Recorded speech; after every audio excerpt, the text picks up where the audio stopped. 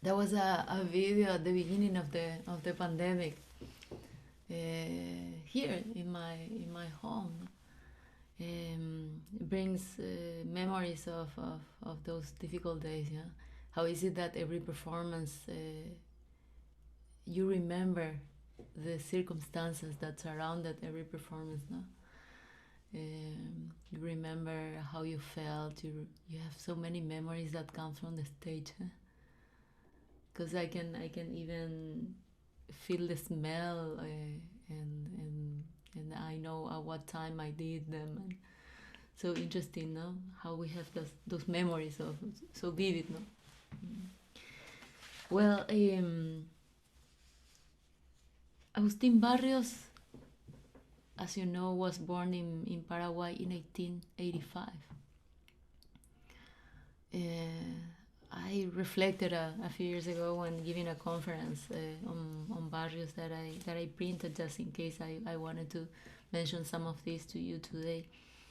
And I'm going back to this, and I read this, which I believe is true. Probably the most Latin American of all great composers. As much for his composition style, very much overwhelmed by the sounds and rhythms of South America, but also as for the way in which he captured the essence of music in Latin America, and above all for his lifestyle, which was characterized by the shortage of opportunities, limited economic resources, and a lack of support for promoting himself abroad and gaining access to circles that could have embraced his work and bring it to the appreciation and even the respect that it deserved. Even today, all of this situational adversity that from the environment in which Barrios developed is an experience that is shared by many Latin American composers. As a musician, Barrios is the result of the combination of these elements, which are part of the nature of being Latin American. And to understand Barrios and his life story, we must immerse ourselves in the history of Paraguay. So Paraguay is located in the center of the continent, which is how it became to be called the heart of South America. The fact that it is a landlocked country was one of the principal reasons why immigration from Europe to Paraguay was much less compared to the immigration to other South American cities, such as Buenos Aires or Montevideo. These two were key ports located in Argentina and Uruguay, respectively, and they were the main entry points for European immigrants, and consequently, these cities benefited from the influence of European culture in all aspects of life. Immigrants brought with them their ideas, their knowledge, culture, music, and the art of Europe. Eventually, all of this made also its way to Paraguay, although it arrived much later than in Buenos Aires and Montevideo. Paraguay was a prosperous country but was devastated by a war that we call the Triple Alliance War. We are talking about 1865 to 1870, which was a 5-year war fought against Brazil, Argentina, and Uruguay. And this is crucial to understand the Paraguay in which Agustin Barrios was born. The war left Paraguay completely destroyed and almost devoid of men to continue the fight. Ultimately, the final battles were fought by those women and children who managed to survive. It's estimated that about 3/4 of the population of Paraguay died during that war. And the reconstruction of Paraguay began in Asunción, the capital, and it took much longer to reach the rural areas like San Juan Bautista de las Misiones, which is the small town where Agustin Barrios was born 15 years after the war was ended. So I think that Paraguay is very much a country that, in a way, didn't have the means to support Agustin Barrios because it was preoccupied with its own reconstruction, right, during those days. But nevertheless, Agustin Barrios always found his love for the music of for the music of Paraguay very present in his own music. And that's why I want to share with you one of the compositions that he dedicated to Paraguay. And this is Hashe Valle, which is an expression in Guarani that is an expression of admiration for the small town in which he was born, San Juan Bautista de las Misiones. And this is in the rhythm that we know as Paraguayan polka. The Paraguayan polka is a combination of 3 and 2, 6, 8, right, and 3, 4. The bass line is in 3, 4, while the melody line moves in 6. It's a beautiful rhythm, and I'm gonna talk a little bit about it after we listen to Hashe Valle.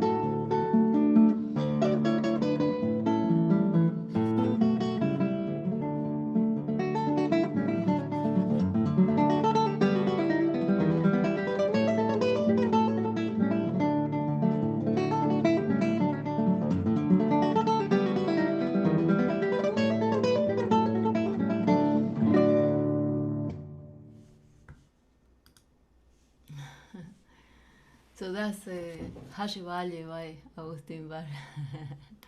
So the rhythm, if you notice, has a bass that moves in 3, tram pam pam pam, right? And the accompaniment moves in 6. So oftentimes the Paraguayan polka is performed on the Paraguayan harp. This is a very interesting instrument that defines the Paraguayan music a lot. It's a diatonical instrument that is tuned either in F or in G. And just in case, because I'm pretty sure you don't know the instrument, so I want to play one music for you, which is a really beautiful example of the Paraguayan polka, and this is the great master of the Paraguayan harp, Nicolás Caballero, and he's performing a piece that is called El Pájaro Campana. So let me share this video with you because I think it's really worth it. You know.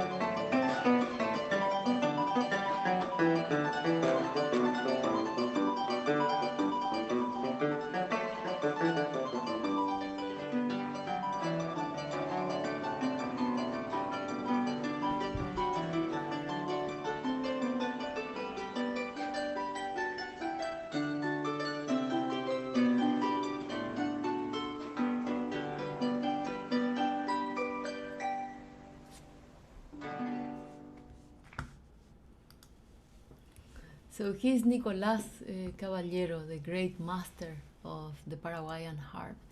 And you probably notice how in the left hand it's very much in three.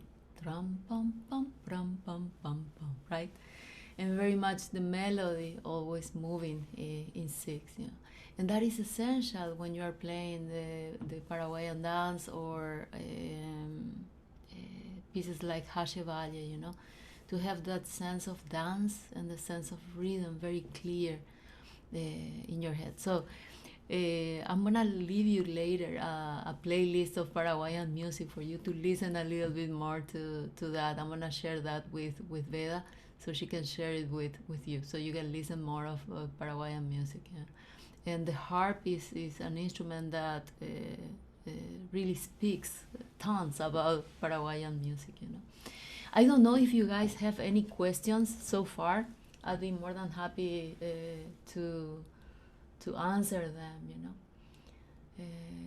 Veda, do you wanna? We've started getting some questions, All and right. Nandini is asking us. Many comments. Yes. So I'll highlight Nandini. Uh, Wonderful. Thank you so much. Nandini's question is, what makes Barrios' music so special and different from the others? I always say this. Very nice to meet you first of all, Nandini. It's an honor to meet you too. It's been my lifelong dream to meet you, and I'm so moved that actually meeting you in person now. Thank you so very much. Thank you so Music very is much for this. beautiful, and I really respect your music. Thank you so much. So you are a guitarist also. I'm also a guitarist. I've been a guitarist for 13 years, and I love the music of Barrios, absolutely. Oh, So I oh, thank plan you to so play a much. lot more of his music. I've Do you not played a play? lot of his. Yes, I played only La Catedral and Julia Florida, but I plan Okay. to play a lot more of his music now in my That's upcoming wonderful. repertoire. Yes. That's wonderful. Thank you so much. Thank I'm you. looking forward to meeting you in person one day. Of course, please. You are always welcome. Wonderful. Thank you so much. Thank you. So, what makes the music of Barrios so special? I always say that is, first of all, his great knowledge of the guitar, no? And the fact that he found a harmonic language that represented his music, um, and the ability to be a virtuoso yet still approachable, right, to the people. Very honest in his music. And as I said before, I think that combination of the folk music into his music makes it very alive and very approachable, you know. And it's a music that never ceases to amaze me, and you never feel that you can really master them, you know. They will always be hard. Even a simple piece like Julia Florida, you know, is challenging because of the legato that you have to maintain on a very simple and in a way naked piece, right? When all that you have with you is the power of that beautiful melody line, you know. And that is one of the pieces that I wanted to also share with you is Julia Florida, so you could see also some of the faces of Paraguayan people, how we look and how we are. Since we are visiting Paraguay today, even though I'm in Boston, you are in India, we are still through the magic of the virtual world have the opportunity to go to Paraguay. So let me show you this video that we did on Julia Florida a few years ago with my friend Marcelo Martinezzi. And he traveled through Paraguay with his camera to get images of Paraguayans in their work, in their daily life. And this is how Paraguay looks, and this is Julia Florida, my version from a few years ago.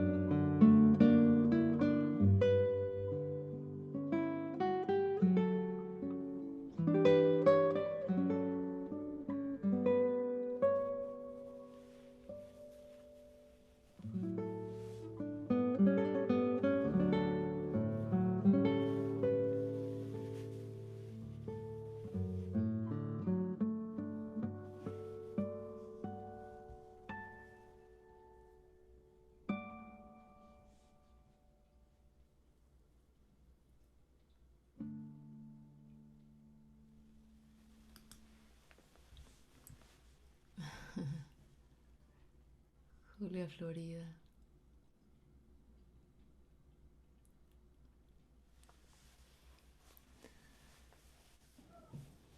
There are many. Beautiful memories also from this, Bella.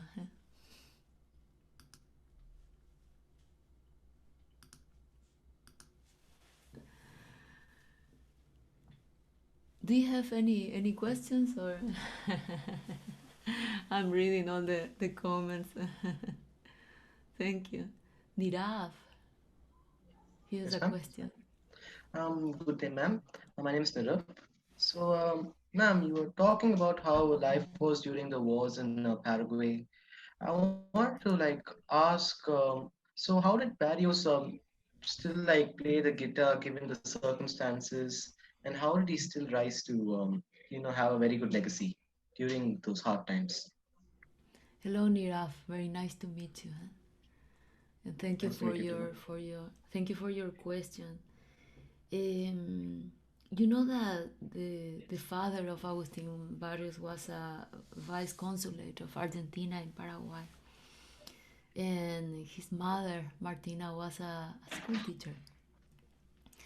They had what was probably something very privileged in their hometown. They had a small library with lots of books, you know. And I think that that was the beginning of Agustin Barrios. You know, he was a person that was cultivated. You know? Okay. And in those days also, there were some European music directors, musicians that were coming to South America in search for work. So they were creating the first bands, the first orchestras, the first music schools. And one of them, Nicolino Pellegrini, was Agustin Barrios' teacher. His only teacher for a short time, you know. And I think that the inspiration that he received from him and from his guitar teacher, Gustavo Sosa Escalada, who was an Argentinian guitarist who lived in Paraguay, those were the only two instances of certain formal instruction for Agustin Barrios. Yeah. I think that it was a natural talent that he had, you know. And what I always talk about the Agustin Barrios is that his conviction was so strong, Nirav, that he didn't let any of the difficulties and the circumstances that were surrounding him to stop him from pursuing his dream. So he, because of the lack of opportunities in Paraguay, he moved to Argentina, and he started performing some concerts there. Things weren't easy for him either in Argentina, and then he went to Uruguay, and in Uruguay things changed a little bit for him, because he found a patron in the sense of somebody who really trusted him, who believed in his talent. And this person was Martin Sosa, Martin Borda y Pagola. Sorry, Martin Borda y Pagola. Martin Borda y Pagola loved the guitar and he owned guitars. He played the guitar. And it has been told that one day he found Agustin Barrios that was visiting the neighboring cities and arrived into his farm, his ranch. And he went and found this amazing musician, you know, that was visiting. And immediately he embraced Agustin Barrios. He offered him protection and care. And it was under his patronage that Agustin Barrios wrote many of his greatest compositions, among them La Catedral, you know. So sometimes when you don't find a consistent support of your surroundings, of your government, or even the audience, you know, sometimes you will find some angels that will come and rescue you. And this was the case of this person, you know, for Agustin Barrios. If you don't mind, I think I would like to share with you one of the pieces that he wrote, let me see if I find this, Las Abejas. Are you familiar with Las Abejas by Agustín Barrios? Okay, this is one of the early works by Agustín Barrios. And let me share this with you. It describes the work of the bees, through arpeggios, very fast arpeggios. And this is a recording that I also did, like I would say maybe 15 years ago, of Las Abejas.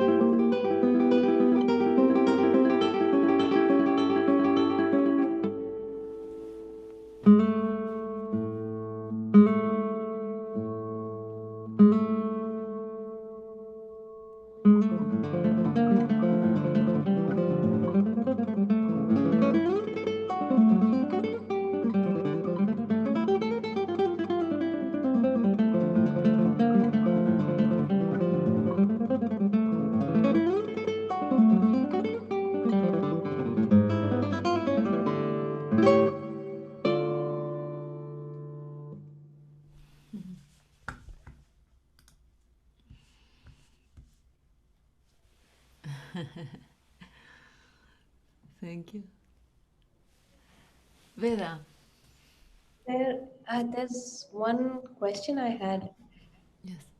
There are some really beautiful pieces of Barrios, and somehow we don't know them so much. But there are maybe three or four that everybody knows and everybody plays, and it's become Which ones are there? Are uh, those pieces? the ones that Which one are the pieces that everybody knows and play? well, Julio Florida, the tremolo pieces are also quite popular, and Yeah. Cathedral has become, people recognize the music. But there were even the piece that you played earlier today that was amazing, and I think for a lot of us it was the first time that we heard it. So um, I guess one is why, how come, or maybe is there lots in there that we need to discover for ourselves? How can we do it? And how Well, come? there are two volumes of Agustin Barrios' music published by Richard Stover. I'm gonna send you also the information about those two books so you can share with the students, no? And I think it will be just great to go and browse on those pieces, even as a side reading exercise. And then there are some albums also that are very interesting to listen to, no? David Russell recorded a whole album on the music of Barrios. John Williams, myself did also one that is called uh, well, I don't remember the Intimate Barrios, Intimate Barrios. And there are a few others. So I think that if you want to listen to some of those, they are also available to you. There's also the possibility, a unique possibility, to listen to Barrios himself, because he was probably one of the first guitarists, if not the first, to ever record, yeah, in the 20s. So there's also the possibility of listening to Agustin Barrios himself playing his compositions. Yeah. So with all of that, I think that we can have an idea of where to start. You know, there's very interesting music and for different levels. You know, there are gonna be pieces that you can play as beginners, and there are other pieces that will accompany you as you grow as performers too. You know. From easy to really, really challenging. And somebody has asked, how did you first get introduced to the music of Barrios? Well, he's being a Paraguayan, it was natural for me to play his music, you know. Like every guitar teacher in my country will teach you the music of Agustin Barrios. And I fell in love with it, you know. It felt natural to me. I love the music, so I very much wanted to keep playing, you know. I see also here one question about why didn't Andres Segovia play the music of Barrios? And that is a question that often arises. Yeah. Apparently, they met in their lifetime only once, and I'm not sure if Agustin Barrios managed to give Andres Segovia a copy of La Catedral, which was the piece that Segovia was apparently interested in. No? But you can't force anybody to like a piece of music, right? You can't force. So you cannot force Segovia to like the music of Agustin Barrios, no? It would have been great that he liked it, but he didn't. And that's okay. You know, Agustin Barrios will always remain in the repertoire of people because people embrace his music, you know. So it's okay not to like it. The only thing that sometimes we regret is that we hear from some of Andres Segovia's students that he actually prohibited his students from playing the music of Agustin Barrios. And that maybe was a bit too much, you know. Maybe that's the only thing that if we have to ask Segovia, why did you do that? Maybe that would be the thing, you know, to ask him, you know, why prohibit your students from embracing a piece of music if they like it, right? So that's my only regret, you know. But not that he didn't play it, you know. If he didn't like it, why would he had to play, right? So that would be my answer to that, you know. Barrios was using steel strings for a specific reason, and have I experimented putting steel strings? That's an interesting question. You know, in those days, let me show you how Paraguay looked like in those days. And let me show you the rural areas also of Paraguay. Let me share my screen and show you just a little bit of the Paraguay of the days in which Agustin Barrios was born. This used to be Paraguay prior to the war. Look at these beautiful images of the country. Yeah. you can see the influence of the European immigration also in the architecture, right? And this would be in Asunción, a view of Asunción overlooking the Paraguay River. You know, in the countryside, a completely different story. And these are postcards from Paraguay in those days. Yeah. Imagine having a guitar and trying to find strings in that Paraguay. It was extremely hard. That Agustin, the young Agustin Barrios, by the way. It was extremely hard to find strings. And it was very expensive. And the strings, as you know, they were gut strings. And those strings were difficult to tune, difficult to find, very expensive, but they also broke very easily. So Agustin Barrios pictured himself traveling through Latin America in those days, right? He was broke most of the time, right? And it was probably very hard for him to get those gut strings. So he started experimenting with steel strings, which were reliable. They didn't break that much, and they tuned good for him. So that was a very good solution for Agustin Barrios, you know. It allowed him to have reliable strings, you know. And also the fact that he used a little rubber pieces that he put on near the bridge just to make the sound a little smoother, you know. Not to have that brightness of the steel string on them, you know. So it was an ingenious thing to do, to use those little pieces of rubber just to make the sound a little smoother, you know. And Segovia didn't like that either, you know. But of course he was judging from the position of somebody who had means to buy any string that he wanted, right? Not from the point of view of somebody that was, you know, struggling to make ends meet, you know, as Barrios was, you know. You have the same problem also with nylon strings in India. I'm reading, huh? I know. It's very hard, huh? I know. I have couriered strings from Calcutta to other places because it's not so easy to get it in the small Right. towns. It's hard to get it, huh? It's not because it's not used as commonly as steel string. Yeah. Do you produce nylon strings? Are there Indian-made guitar strings? There are some, but they are not so good. So I think almost everybody here would buy imported strings. Imported strings, yeah. And they are expensive probably to get also, huh?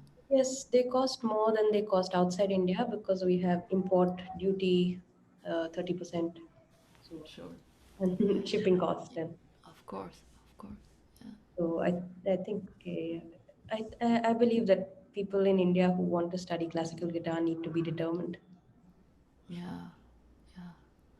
So I hear there are many questions. You know, you guys are very interested, and you know, it makes me so happy to read all your questions. Thank you so much, for being so close and so open to receive this. Yeah.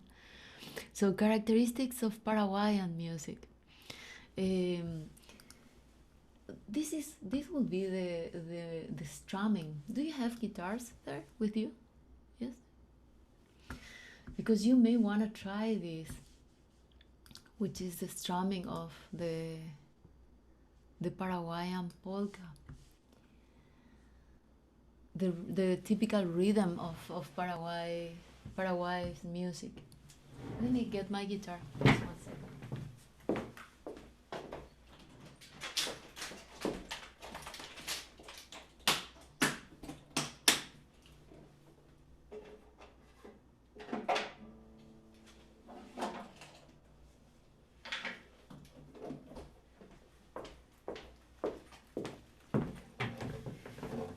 Because if you want, you can try. Do you see that rhythm there? Okay, so if we were to play the Paraguayan dance,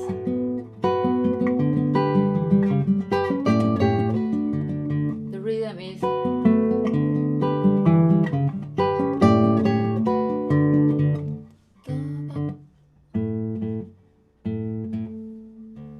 right, and the way you accompany that piece is this rhythm that you see written here.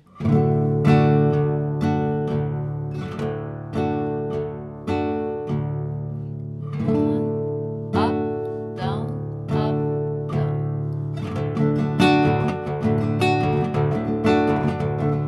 Da, da, da,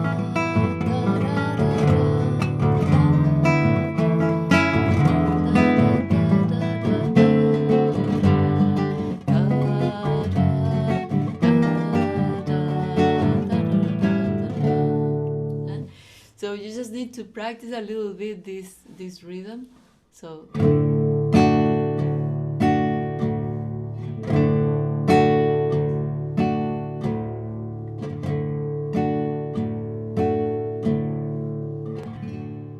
and as you get faster with it, then you will have more of the feeling of this rhythm, you know. As I said before, it's a combination of 3 and 6. And that's what makes the music of the Paraguayan music, like the polka, so special. The convivence of those two rhythms, you know, the presence of those two rhythms. So I see here there are some luthiers who make classical guitars in India itself. So it's advancing, the classical guitar in India. Yes, it's slow, but it's changing. That's great. That's We have wonderful. actually one of the first people who played classical guitar in India. I think he's one of our teachers. If you don't mind, I'll put him on spotlight. Yes, absolutely. Uh, and Hello, Shamali Professor. is from Kolkata, and he's got a story about how. I mean, I have the story. It's his experience about how he heard guitar on the radio, and then he went to a workshop and he got them to make a classical guitar. Shamal Kaka, you can tell us. Oh, very nice to meet you, sir. Very honored to have you here with us today. We met earlier in 2009 when you came to Calcutta for a Really? concert. You were carrying Barrios' own guitar with his sign. I remember Yes, your unbelievable. yes, your photo is still there. Your poster is still there in ICCR, Unbelievable. where we used to have our guitar festival every year. We have been Oh my last God. 10 years, but this year we could not because of the pandemic situation. So it was Thank you very so nice. much for bringing those memories to me. Thank you so much. I'm deeply honored, sir. Deeply honored. So we hope to see you again next year. Absolutely. Any time that you want me there, I will be there. Veda knows everything about it. But we are all very much eager to bring you here in Calcutta and listen to you again. It was really a nice experience where we had only very few had that experience. Very few attended that concert where you played in 2009. So I was one of them and I met you after concert. We met. Anyway, it was a very nice experience. Oh, thank you so much. Thank you so much, Maestro. Thank you, thank you, Thank thank you. I'll ask Anand has a question. Anand Johan, maybe you. Barrios music is very can you? left hand heavy, any suggestion for left hand development specifically? Wow, that's a difficult question to answer. I think that and probably Master Shimalev will agree with me on this. The most important thing I think is just to choose the right repertoire, so that you will progress gradually, right, as you learn the guitar. Uh, don't choose pieces that are beyond your capabilities. So it's important that you find good guidance for that, for choosing your repertoire. So you wanna start working on things that are really comfortable and easy for your hand, and then start to push your limits, right? Aim for pieces that are a bit harder and a bit harder every time, right? But do them gradually. I think that's the most important thing to have in mind when you are choosing your repertoire. There are always going to be pieces that are going to be challenging enough, right, for you. Because sometimes a lot of tension can come from choosing pieces that are way beyond our possibility. And then one of my favorite books for guitar technique is The Pumping Nylon. You will have Scott Tennant in the festival, so please ask him all the questions you can, because he's simply amazing. And he has a very natural ability with the guitar, and I think that the fact that he managed to put all that information in a book has been very helpful for the development of classical guitar in the world. So I would follow that method. I will go through every exercise, even the finger independence exercises, the slurs, the right hand technique, everything that he recommends you. That's the book to follow, I think. Our teachers are mostly self-taught. Yeah, I imagine, yes. Yeah. So I think that Agustin Barrios was self-taught. And so there's always a possibility to learn with the virtual world. You can access so many videos and lectures and conferences from different sources all over the world.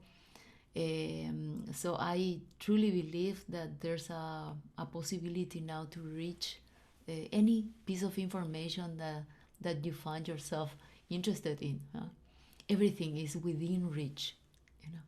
And one thing that you shouldn't forget is also the possibility to sometimes send a request to a teacher, and they will see you. Like I would get some messages from people in different parts of the world. And if I have the opportunity, I will see them.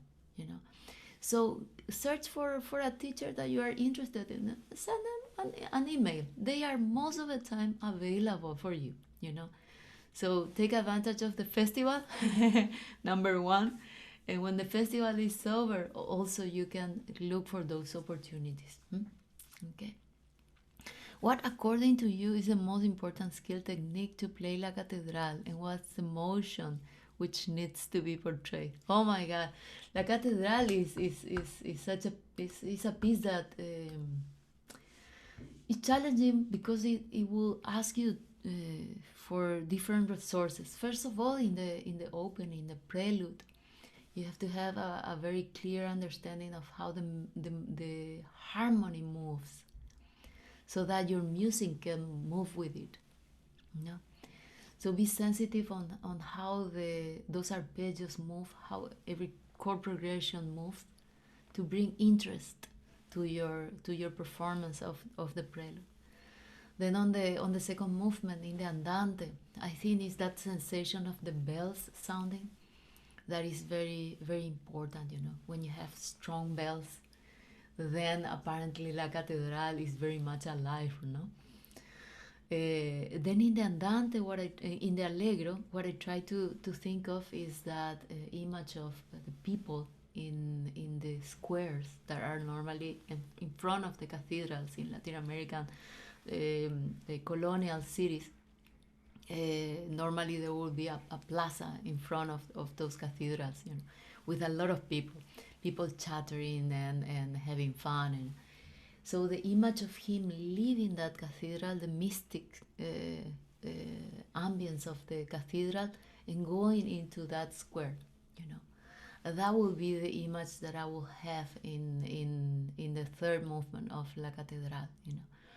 And I think that for that is the arpeggio. Is one pattern for an arpeggio that it remains constant all throughout the piece. So what you want to do in La Catedral is make sure to be consistent with that arpeggio.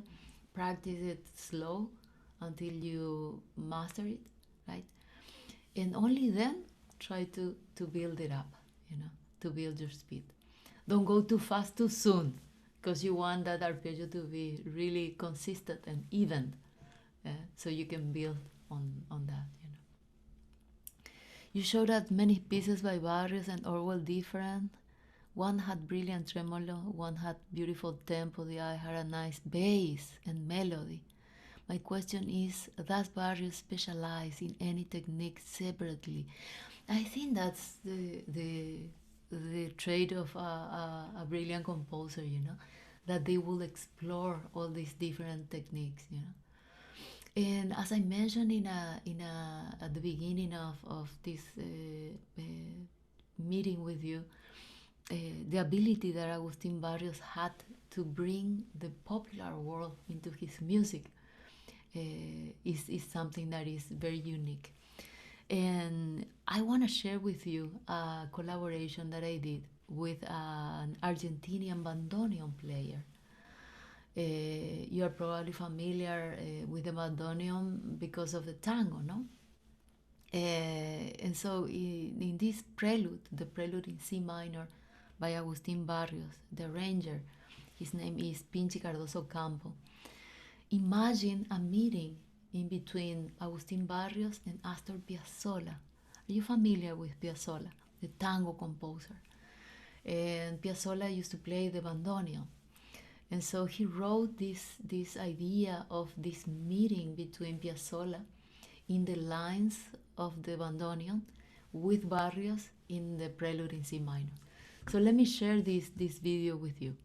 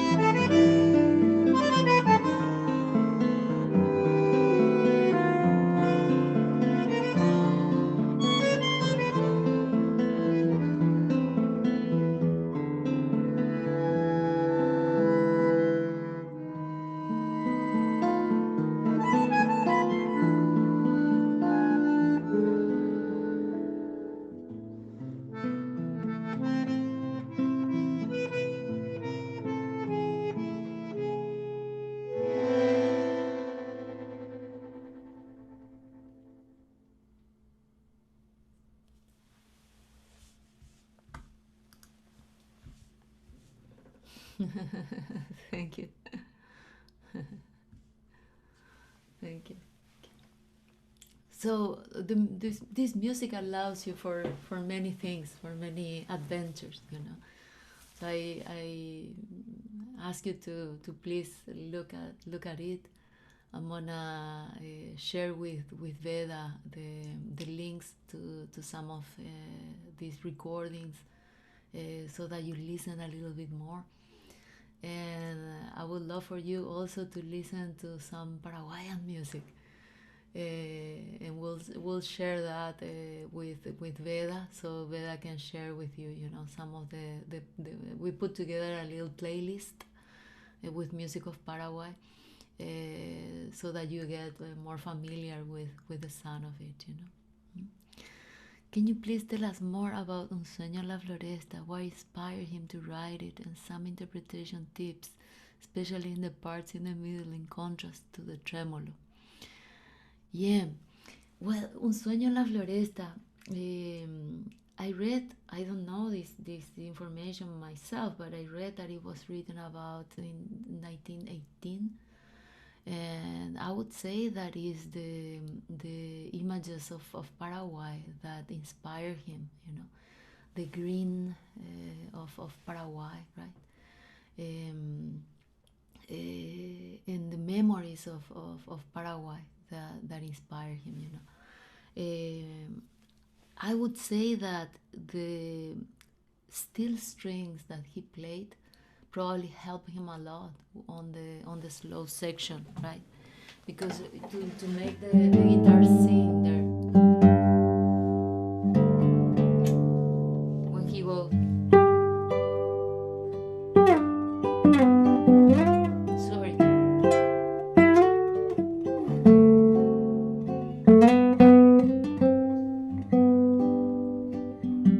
right? The third string, it's very hard for the third string to sound really clear and beautiful, you know.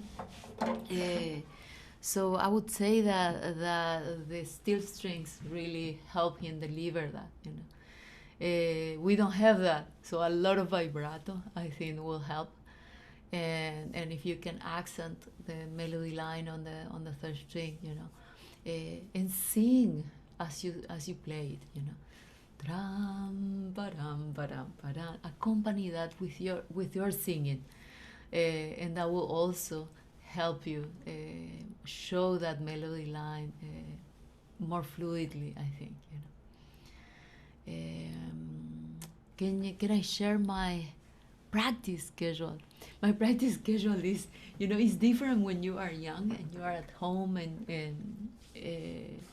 you have time, because when you are on the real life, it's difficult to find time to practice, you know.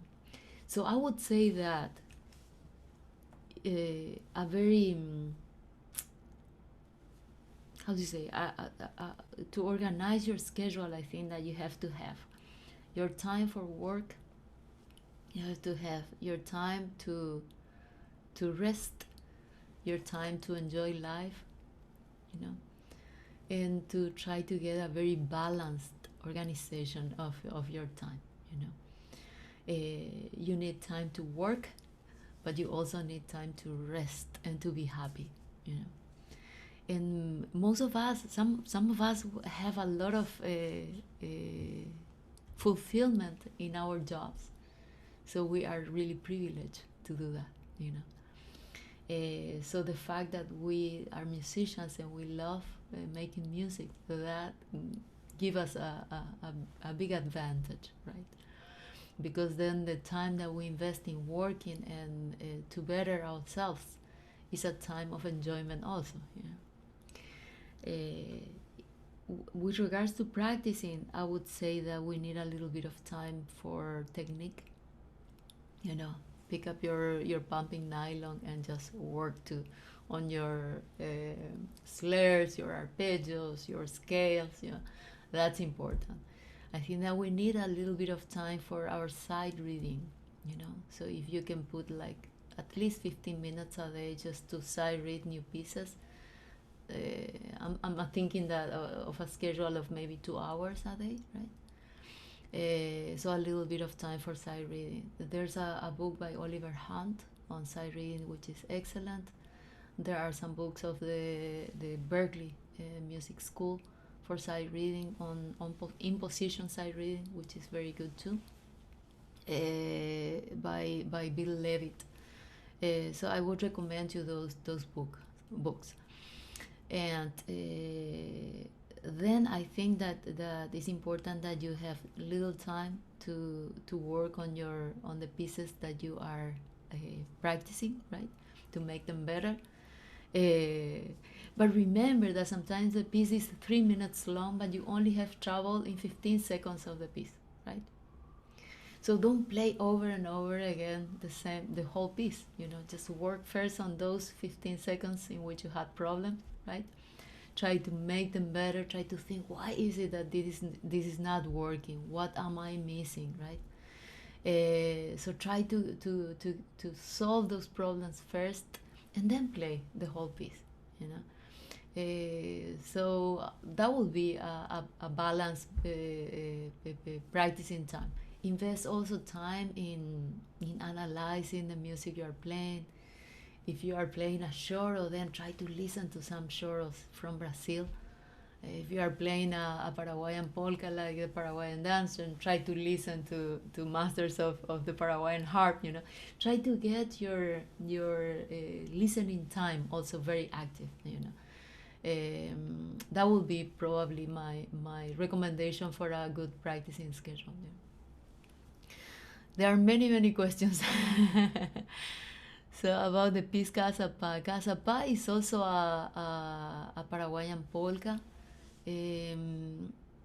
I have it in here with me to share. If you want to, we can listen together. It's also the same rhythm of Paraguayan polka that we have been discussing. So when you have the opportunity, please practice that strumming pattern, because that will probably help you a lot when you are playing Casa Pa. And I have to tell you that I take a lot of liberty in the beginning of Casa Pa, to bring out the more nostalgic part of that music. So maybe you will find that my interpretation is a bit free on Casa Pa, and I like it that way. And then when the dance starts, then I play the dance very much to the beat. Then you're asking me about the Guarani name and the stage name of Nitsuga. I don't know, guys, if you know what he's referring to. He's referring to this. Let me share. So this is Agustin Barrios with his native attire. This is an attire that reflects the native influences of in Paraguay, of the Guarani Indians, right? So in a period of his life, I think that things were very hard for him. And so he created this alter ego, Nitsuga, which is only Agustin read spelled backwards, right? So it's Agustin spelled backwards is Nitsuga. And then he adopted the name of Mangore, which was apparently an Indian chief. And with the name of Nitsuga Mangore, he started to perform his concerts. And also dressing like this, sometimes bare-chested. And he was advertising himself as the Paganini of the guitar from the jungles of Paraguay. So it was a marketing strategy to attract the audiences to his concerts. Segovia did not like that at all. And this is an image that was provided to me by Federico Shepard. It's a colored image of Agustin Barrios in his attire as the native chief Nitsuga Mangore. it must have been quite an image to see a classical guitarist dressed this way and performing concerts, you know. He did that over a period of 5 years between 29 and 35, about there, 34. And then I think that the ambassador Tomás Salomoni convinced him that it was a good idea just to leave that period of his life behind and start wearing his tuxedo again for concerts, you know. So this is an image of the last Agustín Barrios, which was never again only Agustín Barrios. After he always carried the name Mangoré with him. So it will be Agustín Barrios Mangoré. Yeah. So Mangoré was never forgotten by Barrios. It was a name that was going to accompany him all throughout the rest of his life. Yeah. Yeah. Let's see. On your journey to being just a classical guitar player, to being a Grammy-nominated classical guitar player, you know, you can do that too. You know, you can do that too. When you record your first album and you have the playlist, you can, with one album, you can subscribe to the National Recording Academy, right? And you can be also a part of it. And you can submit your nomination. You can nominate your album. That's what we all do. So you send your album, and if your colleagues, because the colleagues are the ones that vote for the Grammys, right? So if your colleagues like your music, they will nominate you, you know. And a nomination to the Grammys really changes your life, you know. At least that was the case with me, and I feel very honored that I had that privilege to be nominated to those awards on 3 occasions. Yeah. So I will always be thankful for those opportunities.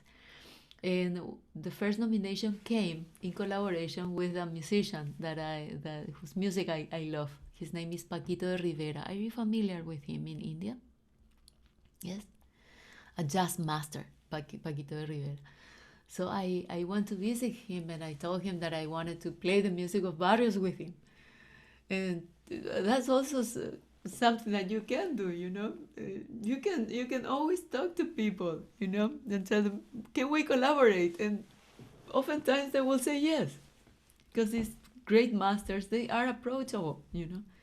So that will happen with Paquito. Paquito said yes, you know, and we were able to work with him and make a recording, you know. So let me share this recording of Machiche with Paquito de Rivera. And this is a piece that Agustín Barrios wrote in Brazil, because he traveled all throughout Latin America, and he lived in Brazil for a few years, you know. And so we recorded this together with Paquito. Paquito again will bring the popular influence to this machixe, which is a rhythm from Brazil.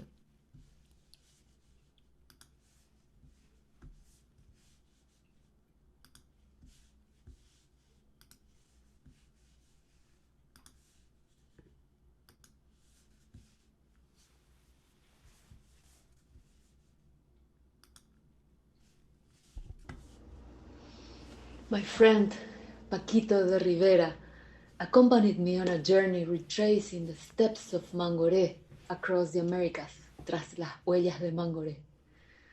One of the pieces which brought us the most joy during that journey was Machiche, arranged by Pinchi Cardoso Campo. Thank you, Paquito, for being here with us today. Para mí es un inmenso privilegio, maestro, volver a tocar contigo. Hasta que podamos encontrarnos en un abrazo, será de esta forma. Here it is, Machiche.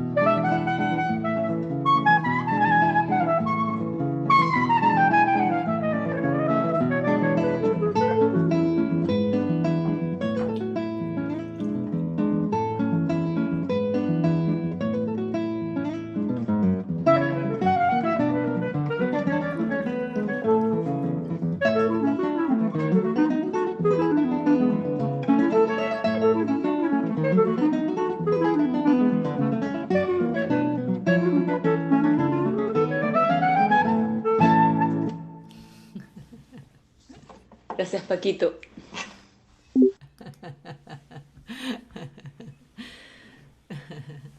Thank you so much. Thank you so much. So, Veda, Yes, thank you so much for your time. no, And my true pleasure. And listen, I feel really honored to see this picture here. Professor Shimaldo, that was the picture of my visit to Kolkata, in 2009, So to have that image there, it really touches my heart. we'll try Thank you and so send much. I remember the green that I was wearing. I remember everything. So what a privilege to have that picture, and thank you so much for bringing that memory to me, Maestro. Thank you. So I'll just say thank you on behalf of everybody again. And as Shamal sir said, every time we visit the auditorium, there is a 6 foot poster of your concert from 10 years ago. And we Ah, see this, and we all, a lot of, I know I feel bad because I missed it, but a lot of them were there and they still remember. So wow, hope that you, unbelievable, unbelievable. Thank you so much for bringing that memory to me and for inviting me to be a part of the festival and for allowing me to share my morning. This is a morning for me here in Boston where I am. And for allowing me to share this time with you. Thank you for your questions, for your interest in this music.